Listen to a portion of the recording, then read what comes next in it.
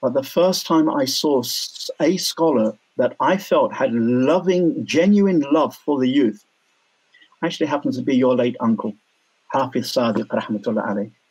Yeah, subhanallah.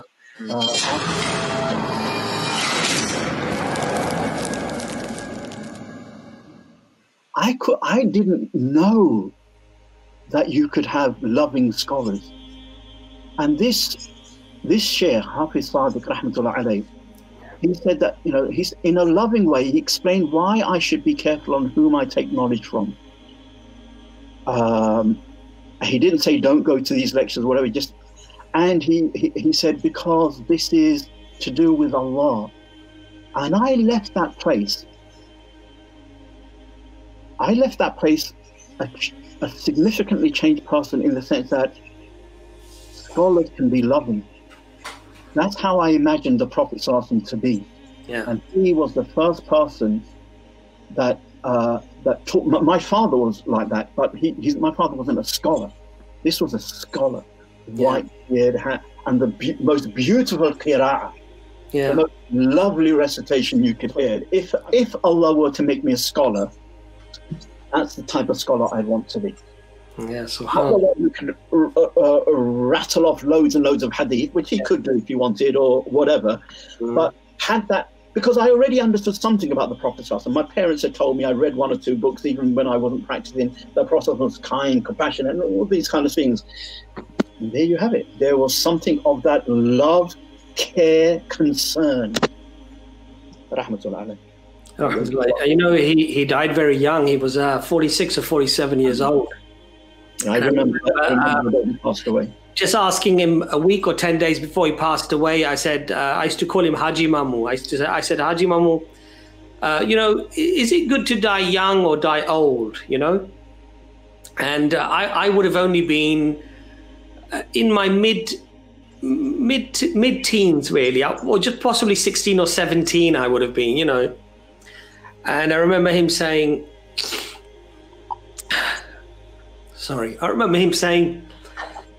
people like you and me, the sinners, it's better that we live a long time because Allah forgives us.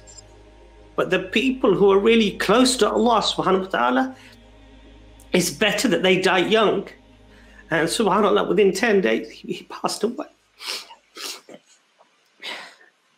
He was a remarkable individual. SubhanAllah, may Allah give him Jannah.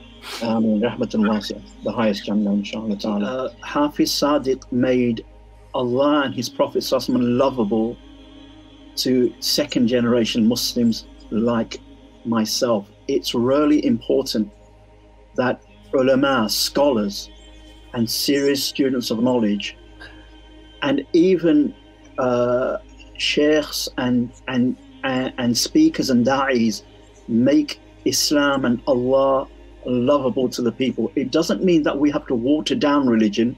Oh yes, it's okay for you to pray once a day, and make the haram halal, the lawful of the prohibited lawful. No, that's not being lovable, that's being treacherous.